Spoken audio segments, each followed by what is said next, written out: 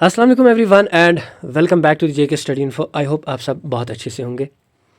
हाल ही में आपने एक बहुत बड़ी अनाउंसमेंट सुनी होगी जिसमें जम्मू एंड कश्मीर पुलिस में आपके 4000 कांस्टेबल पोस्ट्स आने वाले हैं।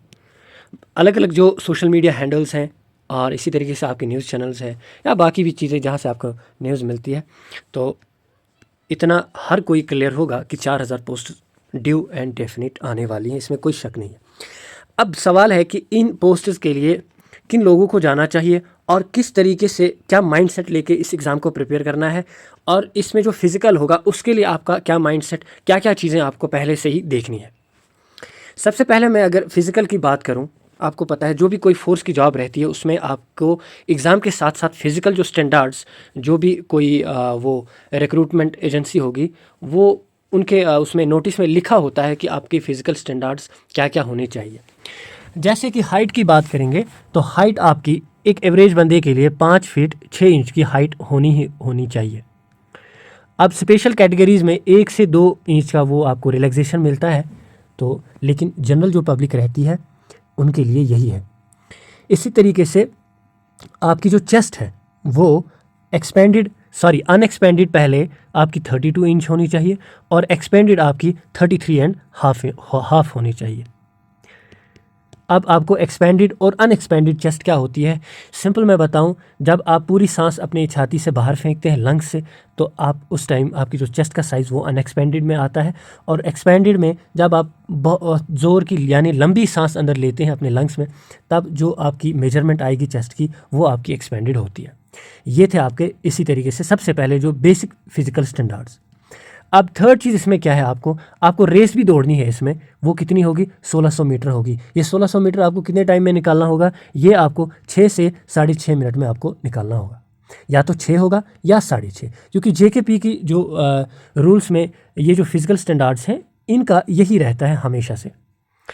अब ये जो 1600 मीटर की रेस है, ये यूँ तो सुनने में लगता है कि ये इजी है, लेकिन ट्रस्ट मी, बहुत सारे बच्चे जो स्कोर अच्छा करते हैं रिटर्न में लेकिन बाद में रेस में वो बाहर हो जाते हैं, बिकॉज ऑफ द रीज़न वो रेस के लिए अच्छे से प्रिपेयर नहीं होते। तो इसके लिए आप क्या करेंगे, आप सबसे पहले अपना जो घर में कोई भी आपको मेजरमेंट का जो टेप होगा वो उठाएंगे। सबसे पहले आप अपनी हाइट चेक करेंगे, हाइट के साथ साथ आप अपनी चेस्ट को भी देखेंगे। आप ये देखेंगे यूट्यूब पे कोई आम सा वीडियो होगा जहाँ पे आपको ये बताएंगे कि आपको एक्सपेंडेड और अनएक्सपेंडेड चेस्ट कैसे मेजर करनी है।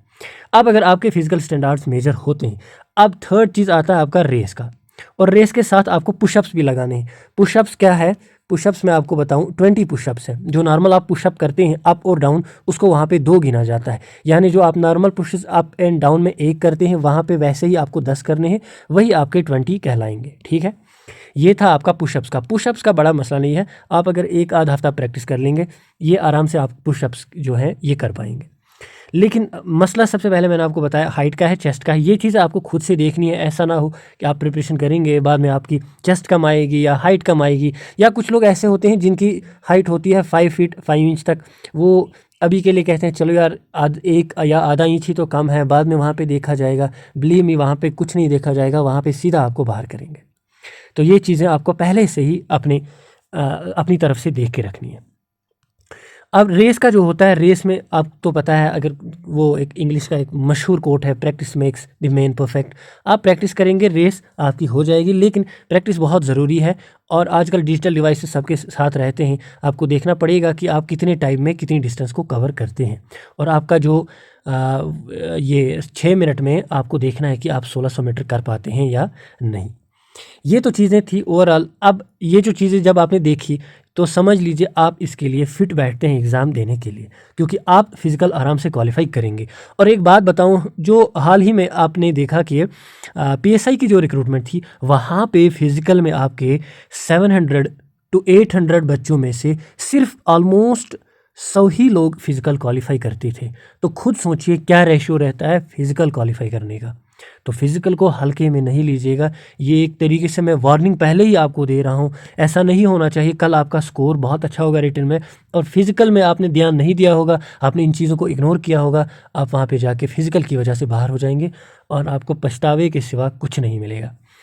अब रहता है चेस्ट। अब किसी की चेस्ट कम है, चेस्ट के लिए तो भाई आप जानते हैं जिमिंग वगैरह या आपको अच्छा सा डाइट लेके आपकी चेस्ट बराबर करनी पड़ेगी, उसके लिए और कोई सोल्यूशन नहीं है, कोई जादू की छड़ी आपका चेस्ट बढ़ा नहीं सकती है। अब रहता है सवाल सिलेबस का।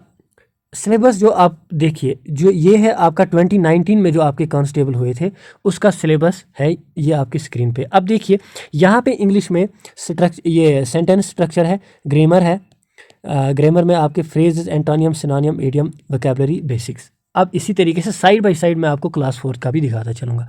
यहाँ भी यही articles, antonym, synonym, preposition, verb वगैरह, reading comprehension, determinant, spelling, sentences, यही सब ऑलमोस्ट। इसी तरीके से नेक्स्ट पोर्शन यहाँ पे आपका मैथ का। अब यहाँ पे आप देखिए मैथ, यहाँ पे भी परसेंटेज आपको यहाँ पे भी मिलेगी। कंपाउंड इंटरेस्ट यहाँ पे आपको नहीं मिलेगा, लेकिन इंटरेस्ट ये जो आप करेंगे टॉपिक प्रिपेयर इंटरेस्ट का, तो उसके साथ साथ आप कंपाउंड इंटरेस्ट क्या होता है, सिंपल इंटरेस्ट, वो उसी में आ जाएगा। अब टाइम एंड वर्क डिस्टेंस यहाँ पे भी है, टाइम एंड वर्क ये हो गया। यूनिटरी मेथड ये टॉपिक इसमें आपको डालना है। एवरेज का टॉपिक यहाँ पे भी है। सिंपल इंटरेस्ट तो मैंने बोल दिया आपको। मेंसुरेशन दोनों जगह है आपको। एलसीएम, एचसीएफ यहाँ पे भी है। प्रोबेबिलिटी वगैरह आपकी यहाँ पे भी है। और HCF, number system, ratio, proportion, math में आपका ये सब है। नेक्स्ट है आपका रीजनिंग। अब रीजनिंग में आप देखिए ब्लड रिलेशन आपको यहाँ पे भी मिलेगी, ये जो रिलेशनशिप कॉन्सेप्ट है। इसी तरीके से आपकी वर्बल सीरीज़, आपका जो non verbal series, identical grouping and embedded figures, direction sense, आपका decision making, mirror images, coding, decoding, arithmetic reason, लगभग यही टॉपिक्स यहाँ पे भी आपके रिफ्लेक्ट होते हैं। अब इसी तरीके से आपका जनरल नॉलेज का सेक्शन, अवार्ड्स वगैरह आपके वो किन को मिलते हैं, किस चीज़ के लिए मिलते हैं, वो चीज़ें, इंटरनेशनल इम्पॉर्टेंस, ये चीज़ें आपको देखनी है। फाइनेंशियल और इकोनॉमिकल जो न्यूज़ आती हैं आपकी, इसी तरीके से साइंस की न्यूज़, इन्वेंशन, डिस्कवरीज़, ये चीज़ें आपको देखनी है। सपोर्ट्स यहाँ पे भी है आपका। एब्रीवेशन यहाँ पे है आपका, लेकिन ये एब्रीवेशन यहाँ पे नहीं है, लेकिन एग्जामिनर इस पर भी क्वेश्चन पूछ सकता है। करंट इवेंट्स दोनों में आपको मिल रहे हैं, नेशनल लेवल के। बुक्स, ऑथर्स, 5 ईयर जो बजट प्लान आपका इकानमी में आता है, बजट आपका जो हर साल आता है, वो चीज़ें आपकी है। तो कुल मिला के अभी के लिए मैं बताऊं, मैं इन दोनों का पीडीएफ आपको इसमें टेलीग्राम में डाल दूंगा। आप जो टॉपिक्स यहाँ पे हैं और यहाँ पे नहीं है, उसको आप यहाँ पे डालेंगे, क्योंकि अगला जो सिलेबस आएगा मेरे हिसाब से जो क्लास 4 का सिलेबस है इसी के अराउंड आएगा। और जो टॉपिक्स एक आध यहाँ पे हर सेक्शन में ऐड हो रहे हैं, उसको ऐड कीजिए और आप इस सिलेबस को प्रिपेयर कीजिए। अब यहाँ पे ये जो इसने दिया है, यहीं पे जो सब मैंने आपको शुरू में बताया, फीमेल्स का, सॉरी मैं भूल गया था, फीमेल्स के लिए आपकी जो रेस है वो 6 मिनट में 1000 मीटर्स है। और इसी तरीके से पुशअप्स वगैरह, ये जो मैंने आपको बाकी बताए। पेपर आपका 2 घंटे का रहेगा, 100 मार्क्स का, और लगभग जो नेक्स्ट पेपर होगा वो भी ऐसा ही होगा। सो गाइज, ये थी आपकी कॉन्स्टेबल्स के रिलेटेड सारी इन्फॉर्मेशन, किस तरीके से आपको क्या करना है। लास्ट में बताते हुए चलूँ, एज के लिए आप फ़िलहाल के लिए मानिए 18 जो प्लस एज वो तो है ही, इसमें कोई शक ही नहीं है। लेकिन आपकी जो हाईएस्ट एज क्राइटेरिया वो आप 28 फ़िलहाल के लिए मान लीजिए जनरल के लिए। बाद में देखा जाएगा जब ऑफिशियल नोटिस आएगी, वो बाकी जो कैटेगरीज़ हैं उनको क्या रिलैक्सेशन एज में देगी। सो गाइज, आई होप बहुत सारी चीज़ें आपको क्लियर हुई होंगी इस एग्ज़ाम के रिलेटेड। आपके साथ मैंने सिलेबस भी डिस्कस किया। सिलेबस आपका यही रहेगा, कुछ नया पूछने वाले नहीं है। बहुत सारे बच्चे आके बाद में लिखते हैं फेक वीडियो, ये है वो है। अब देखिए, सीधी सी बात है, आपका एग्ज़ामिनर जो है, इसकी जो बेसिक क्वालिफ़िकेशन है वो आपकी 10th है। तो बेसिक क्वालिफ़िकेशन जब 10th है, वो इतना ही आपसे एक्सपेक्ट करेगा जितनी आपकी बेसिक क्वालिफ़िकेशन की वजह से जो चीज़ें आपसे एक्सपेक्ट की जानी चाहिए। तो सिलेबस आपका यही रहेगा। सो गाइज, वीडियो को ज़रूर से लाइक कीजिएगा, दूसरों तक भी शेयर कीजिएगा। मिलते हैं किसी नेक्स्ट वीडियो में, तब तक के लिए good bye. Thank you for watching me.